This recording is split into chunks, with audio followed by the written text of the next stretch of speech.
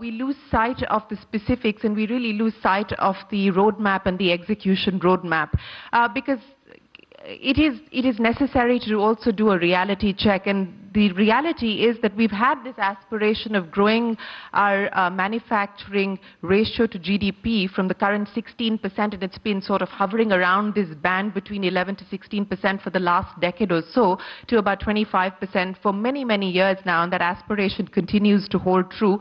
The target is 2022 to take 16 to 25%. The question really is, how do we intend to do that? And to pick up on the point that Arindam was making, perhaps it is time now for the government as well as for industry to make some choices, because business and governance is as much about the art of sacrifice as opposed to wanting to do everything for everybody. So if we could spend a little bit of time on presenting here today specifics in terms of the roadmap for us to be able to achieve that. And I go back again to one of these forums that had happened, I think at some point earlier this year, or perhaps I think it was earlier this year, that the Niti Aayog had organized a conference on how Indian companies could position themselves as global manufacturing champions or global champions in manufacturing or other sectors. And I think the objective of the government was, how do you ensure that there is job creation or job generation? How do you ensure that there is income enhancement? How do you ensure that there is innovation? And how can industry partner with the government to help deliver on each of those objectives? So let me break that up, and let me start by asking Mr. Ramesh Abhishek, and I don't want to spend all our time here talking about what the government can do, because I think that's invariably what we spend most of our time talking about, but it is important to understand from industry what they intend to do as well. But Mr. Abhishek, as I pointed out, 16% manufacturing ratio to GDP. This has been the number for the last several years. Now, the aspiration of 25% by 2022. You know, what is the how on how we address this? You know, it's very easy to come out with these numbers.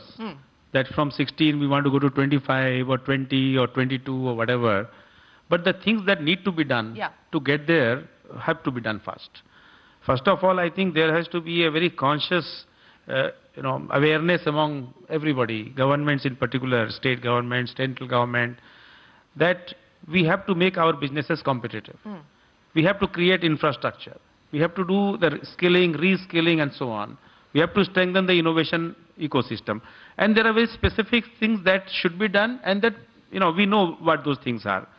So everybody has to do those things. And if you don't do those things... When will they be done? I mean, that's the point, right? I mean, everybody knows what needs to be done, whether it's on the infrastructure side, bridging the deficit and so on and so forth. Now, let me ask you in the context of the new industrial policy, which finally has gone to Cabinet. When Cabinet clears it, we don't know. But this is the new industrial policy after almost 25 years. So what is the thrust of this industrial policy that is going to ensure that 16 does become 25?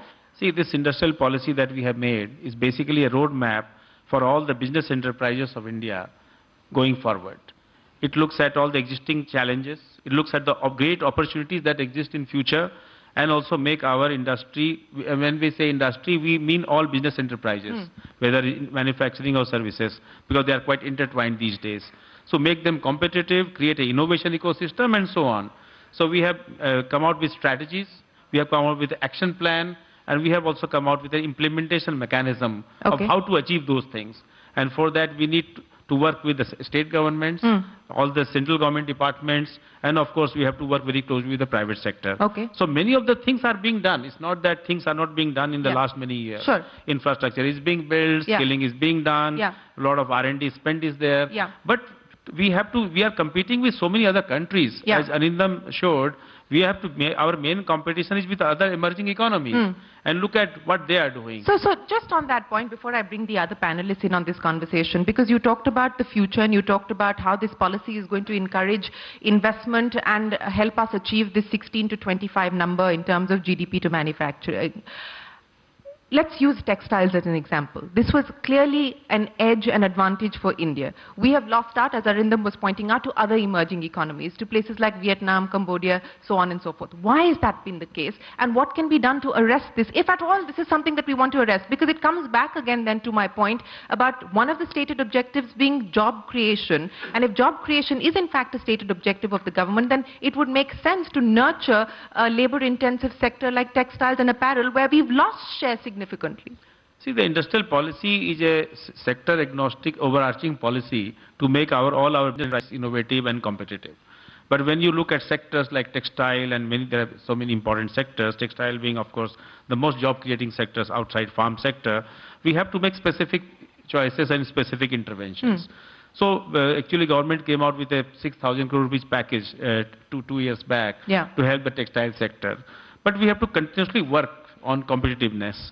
GST actually is helping competitiveness by removing the cascading of taxes and giving more input tax credit. And return of state levy scheme actually going to make sure that the taxes and levies are not exported and so on. A lot of interventions have been done. But then we have to see that what more we need to do. Okay. So let's focus on what more we need to do. And Mr. Kalyani, let me ask you, because this $1 trillion manufacturing economy cannot happen unless and until India ups its share as far as global trade is concerned, which, as we've pointed out and we've discussed ad nauseum, continues to be under 2%. Now, if we take a leaf out of the example of what happened with Indian automotive sector, which has been globally competitive, all the infrastructure hurdles, tax hurdles, ease of doing business, all of that is the same as far as the automotive sector is concerned. Yet the automotive sector has been able to leapfrog competition and establish itself, if not in the top 5, maybe the top 6 in the world in terms of manufacturing destinations. What has the auto sector done right, and what are the lessons to learn from it? Well, I think the auto sector had one advantage, and that was a fairly large domestic OEM base. And I think it's the large OEM base, whether it's Mahindras, whether it's Tatas, whether it's Maruti Suzuki, who created the vendor base for the automotive sector, which was, fairly global in nature, because many of these sectors got technologies, OEMs got technologies from outside. So that's one of the reasons as to why the automotive sector, and some of us had, let's say, courage of our conviction to say that we can compete in the global markets 20 years ago. But coming to this question today, if I may just add 2 or 3 points. As Ramesh Abhishek just talked about in his earlier address, and the Minister, Mr. Suresh Prabhu, talked about it, and before that, Dr. Rajiv Kumar talked. There are, the $1 trillion target for 2025 is not a simple and easy target. And as Ramesh said... Is it even a realistic target? No, I'll come to that. Just give me 2 minutes. It's not an easy target. It's an ambitious target. And therefore, the sooner we get on the job, the better we have the chance of succeeding. That's number one. Number two, it's not a target that government is going to do. It's not a target that industry alone is going to do. I think it's going to be a Team India target. And Team India needs to take this target upon themselves to do it. Number three, the Department of Industrial Promotion and Policy, which Ramesh Abhishek heads, has changed its perspective in terms of, instead of regulating industry, it's now creating an environment in which industry can flourish. Now, you take electric vehicles, for example. If we decide in this country that 2025, no 2 or 3 wheelers will be made with IC engines and will only be electric, and we will develop a battery technology which is other than lithium ion, this will spur a completely new innovation cycle and will bring innovation, and this will be the largest electric EV market in the world by 2030. So there are measures that can be taken by regulation to create a completely new industry. Okay. I want to stop at that. Except, and I'll pick up on that, because you're saying that regulation should in fact spur innovation. Yet, when the government talked about the fact that by 2030 all IC engines should be off the Indian roads, there was an uproar from industry saying, what are you talking about? How is this possible? We'll all go out of business. So, industry needs to make up its mind on what it wants from the government. I think let Pawan answer that. That's Mr. Goenka, that's been a pass to you, sir. So, industry needs to make up its mind. Do you want the government to spur innovation by way of regulation or not? This issue comes up every time when we talk about electrification versus IC, when we talk about emission, when we talk about BS6 versus BS4. So what is the government supposed to do? What does industry want from the government? Well, so let me take specifically first EV versus IC engine, though this is not really the forum for that. But I don't think that we should get into a situation where something gets cut off today and something else starts tomorrow. That's not possible. There has to be a phasing in and phasing out. Eventually, we will have very large uses of electric vehicles that there is no doubt about.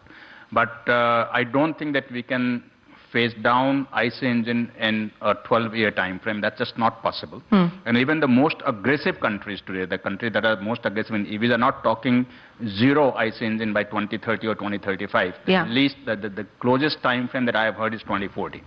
So we need to get started before we can talk about some goal of 30%, 40%, 50% EVs. In spite of all the talk that we have had in the last 2 years, we are still selling less than 1,000 electric four-wheelers in India today per month. From there to talk about selling 1 million is a long process. Therefore, I'm not going to worry right now about whether it's 25, 30, 35, 40. I'm going to worry about when do we get to 5,000 per month first. And once we get to 5,000 per month, then how do we get to 20,000 per month, and then how do we get to 50,000 per month. IC engines have enough room to grow. It's not either or. We need to first grow electric vehicle to a substantial scale, and then all the things that Baba has talked about will happen. Cost will come down, affordability will go up, new technologies will come in, a lot of R&D investment will happen, a lot of plant investment, product investment will happen, and it will become a virtuous cycle. But first we have to get started. Okay, I don't want to make this about EVs versus IC, because as you rightly pointed out, and there is a difference of opinion here on the panel itself. No, there is no difference of opinion. He's in favor of the government saying do away with all IC engines by 2030. You said that. No, he will never say that. He will never say that. What will happen to all the forgings? Okay, all right, okay. But on overall, in order for us to be able to achieve this target, whether it's 25% of share of manufacturing to GDP by 2025 and eventually the $1 trillion manufacturing aspiration, give me the 2 or 3 specifics that you believe are the need of the hour that should be prioritized today. Okay. So I think the debate on this has happened for a long time. Yes. So there is nothing at 60,000 feet that we will talk about which is new. Right. Everything has been talked about. What we need to do is come down to ground level and say what are the 5 things that we must do starting tomorrow. How do we do a program management? If I was doing a product development in my company, I will have a program manager. There will be set milestones, targets, somebody will be accountable. So that's Mr. Abhishek. He's the program manager. He set the targets, etc. Now, what is it that you want him to do specifically? Him. What do I want him to do? What do you want him to do? Us to do. Us I'll come to, but what do you want him to do specifically? So we need to bring competitiveness. Okay? And I will talk about 4 levels of competitiveness. First is cost. Second is quality. Third is technology, and 4th is brand. Okay. So as far as I can see, cost is the only area where he can actually play a role, right? Quality is your domain. So quality has to be something that you're responsible for. I never said it's the government's job to get $2 trillion. It's all of us. Cost is a joint effort between industry and government. Industry cannot do it alone. Government cannot do it alone. There's a lot that we have to do to bring the cost down. Quality is by and large something that industry has to do on their own. And today, I will have to admit that we are not at the global level of quality in a product that we make. Why? Because of the threshold that we have defined in India is lower than what the global threshold is. And we have had a very high growth in the last 20 years, even without getting to the global benchmark of quality. So you want the government to set higher standards? Quality has nothing to do with the government standards. Quality has to do with the product quality. That means but when you say that we are still not at the global level, what does that mean? So does that mean that you want the government to align itself to global standards? I don't think quality will go up because of government standards. Quality will go up because of consumer demand. Okay. Okay. Third one is technology, where everybody has talked about that we have really lacked in investing in technology. More so at the industry level, less at the government level, but more so at the industry level. The 4th point that is very important that often gets glossed over is the brand. Brand India for manufacturing is virtually non-existent. Okay. Bharat Forge is an exception, but most brands get a discount. If it's even in India, most of products made by Indian brands get discounted over MNC brands. Why? So we have to build that brand also. The point that we were making about aspiring for global scale, how does India create globally relevant brands? And that comes down to being the responsibility of the industry, of companies individually. I would imagine that it would boil down to specialization. This business of trying to be something for everybody is not going to ensure that you get a significant pie of global share in an already commoditized market, where low-cost arbitrage, wage arbitrage, etc., is no longer a key lever. So what is it that industry needs to now do in order to create globally relevant and brands at global scale? That's a very broad question, Shireen, but let me take a stab at it. First is, if you want to be a global player, what we are seeing in the current world is that there's so much nationalism, so much tariff wars, so much non-tariff wars happening. Okay, so I believe diplomacy must be ahead of an export policy. Okay. Okay, so that's the first one. So, and we are seeing that if you do not belong to a trade bloc or a bunch of countries, you are excluded automatically. Okay, so diplomacy must proceed, okay, whatever you want to do. Then equally, the companies and what we can offer, as a complete package. Like, for example, some years ago, we did that with Germany, where the State Bank of India worked with the company to say, here we're going to Germany, let's have this package and this is what we do. So that is an attractive thing to do. Now, specifically with respect to brands, there are many industries where you can build the brand. Now, what does a brand require? Outstanding quality, personalized appeal. Okay, let's take gems as an example, diamonds. That's a natural category for us to brand it. But we have been shaken by confidence in terms of governance and what's happened. So when you want to brand right at the top end, you cannot afford to have governance issues or any laxity there. Okay, so you have to innovate all the time. You have to maintain the highest amount of design. Right. So those qualities are something that you intrinsically need if you want to command a premium in the global market. Okay. On the other hand, if you say, look, there's a huge market which has moved from commodity to a certain branded stuff, maybe under a store brand called Walmart or somebody else, etc., then you need outstanding, very good quality at the lowest price, automated, which is standardized. The first part on the premium is customized, the second part is standardized.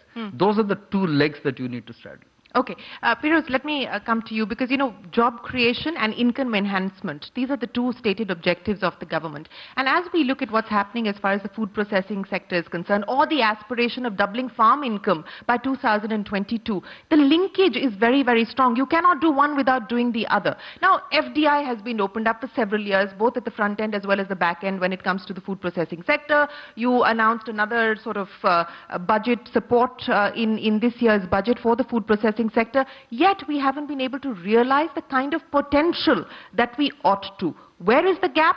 What needs to be done? Thanks. I think it's very important that in this whole $1 trillion economic discussion, we take agriculture and food processing. Because I think this whole thing is about economies first comes with jobs. I'd say value jobs, more important jobs in rural areas, which is in my mind very important. Sustainable growth also, which is important. And also the fact that we need to ensure the livelihood of the rural masses. Yeah. And for all this food processing and agriculture is very important. Now, why we are not growing to the extent where we should be growing? And why is it that today in India we are still importing, let us say, orange juice from Brazil and let us say tomato puri from China, when we can have all the oranges and tomatoes what we make and many other products also. And I think we have been studying this right since long. I believe that there are two things to be done. One, at the government level, things have to be seen very differently. I think there is always this thing attached that food processing is a premium industry, so let us tax it, let us regulate it. I think food processing is a coins of the agriculture only. Yeah. So for example, tomatoes, there is no GST. So tomato sauce, why should there be GST? Or for that matter, why should be there, let us say, idli is at zero tax and idli mix at 18% tax. So taxation is one area. At one end, we are saying, let us do contract farming, encourage the industrialists to buy from the farmer. At second end, we are saying, no, there is a APMC, so you still go to the yard. So I have never understood this. Yeah. Third, in most of the cases in agriculture, I have seen that it is cheaper to import from abroad because of the high logistic costs. Yeah. Because if you import the tomato Chinese paste, the cost of getting the whole container from that is $80. You move tomato one truck from, let us say, one place where it goes to a factory which is just say 1,000 kilometers, the cost is probably $1,000. I'm not joking. Yeah. So the cost of logistics. So I believe if I have to really, what I call drill down in this short debate, what are the big picture things we have done, and which I'm going to also take care tomorrow, which I'm going to big picture. Give us a sneak peek. Yes, huh? Give us a sneak peek. I'm going to do that one. There are 5 things in my mind. Number 1, supply chain. That supply chain bottlenecks in agriculture are very different from other sectors, and we have to see them very differently. And I don't believe an omnibus industrial policy will help agri. We need a very specific agri and food processing policy. So supply chain bottlenecks, how to really. And I always believe that when we are told the big companies put money in FDI, we will allow 100% retail. This is my personal belief. We should have linked to also investment in the supply chain. Because in my mind, if just putting money is not important unless it is supported by real money at the ground level. So I would say there is requirement of real cold chain, real big ticket. But that FDI 100% was allowed long time back in cold chains and in the back end. I am saying when you are allowing the retail chains to come in with 100% FDI, there should be a link to their investment in the back chain also, because that way we will ensure that they don't become just what I call selling from a trader, but ensuring that the produce comes straight from the farmer. That linkage from the farm to the consumer is in my mind best brought to the retail chain. This is my belief. And there are a lot of other things you can do in supply chain. But this is the big ticket thing. Second, I believe a lot of states have very archaic laws. And I believe there is a modern food trade policy which Ministry of Food Processing has promulgated, and CI has worked a lot on it. I believe the states should straight away adopt it. There is the policy, for example, it says that even for regular, some states have, let us say, you need pollution approval for regular industry. Now it is not required. Example, seasonality, not required. There are a lot of things like frozen. When you go in frozen, there is electric duty which states levy. Electric duty is not in GST, but electric duty is a major cost in frozen. So how can the frozen products be remunerative unless you don't put out electric duty? There are a lot of such issues. Now, there is no electric duty in farm sector, but there is electric duty in food processing. So there are a lot of such state level issues which you have presented, which you should take it care of, including, I would say, states, not I would say subsidies, but support for more encouraging the skill development, employment. Then we go to the big Make in India picture. We really need the made in India fruit brands abroad. And I honestly believe that like a Californian almond or an Italian wine, time has come that, let us say, Indian, except probably mango and rice we have done, but many other products we can put that brand, and how do we achieve it? Number 1 is quality. And number 2, more importantly, we need more branding money abroad. And I always said that you need to give 200% deduction. You give 200% deduction if you do R&D. I think we need more income tax deduction if you spend money on branding abroad. And we need a matching grant from industry. And there are 2 quick points which I come before you go, because you said you give me a sneak shot of tomorrow. So I will just, I cannot finish this because without these 2 points. I love the fact that you've taken me seriously. One is demand creation. No, when you ask a serious question, I have to be serious. Excellent, go ahead. And one is demand creation, and demand creation will only come if consumer gets a feeling that processed food is as good as what they cook, and we need to spend a lot on that with the government. And last, I would say that this sector is very, very good for social entrepreneurship. A lot of big companies think today that I don't want to just put money, but I want to put money where I would really be able to get, let us say, more employment, more social justice, more social good. So this sector, you make a little bit less money than many other sectors. Probably making a tank, but I'm sure it spreads much more happiness to yourself and to the society at large. So my encouragement is to really big ticket guys who have put big money. Put money in defense, put money in petrol, but put little money in food and agriculture also. Are you willing to put a little bit of money, sir? Mr. Kalyani, are you willing to put a little bit of money in food? It will create much more smiles on people. Defense is okay, but are you willing to compete with Firoz Kambata? But I know big ticket things are not coming, honestly. The big ticket investment is not coming in food sector, and I don't think I want to blame the government for it. The big business, probably many of them are sitting in this room. We have to see this sector in a very different way and put money in this sector. Honestly, I believe. Absolutely. Has he been able to convince you? Well, I don't think Mr. Kambata needs to convince anybody, but, agriculture and agriculture with technology, with food processing, is going to be one of the sunrise sectors for India. And it is going to be a large contributor into this $1 trillion target that we have got. So whether we like it or not, people will put money in this sector. Okay, very quickly, I'll just come back to you, sir. I just want to pick up on this point about the agriculture economy and the point that Piroz made, because we very recently, in fact, I think if my memory serves me right, about 2 weeks ago, the agri-export policy was cleared by Cabinet, which aims to take India's share to about $30 billion, I think, over the next few years. Mr. Abhishek, give me a sense of whether we can expect then, instead of these omnibus industrial policies, sector-specific policies that will in fact help us achieve this aspiration. See, industrial policy of any country has to be sector agnostic, because you need to create a broad ecosystem in which all businesses can flourish. There's nothing wrong with that. But then we also need a sector-specific policy for auto sector, food processing, defense, for everything. So there is no conflict between the two. But I totally agree with him regarding the things that need to be done. Now, for example, he has talked about many electricity duties, many things not being in GST. We are strongly in favor that all these things should be covered by GST in due course, so that people can get input tax credit and make themselves more competitive.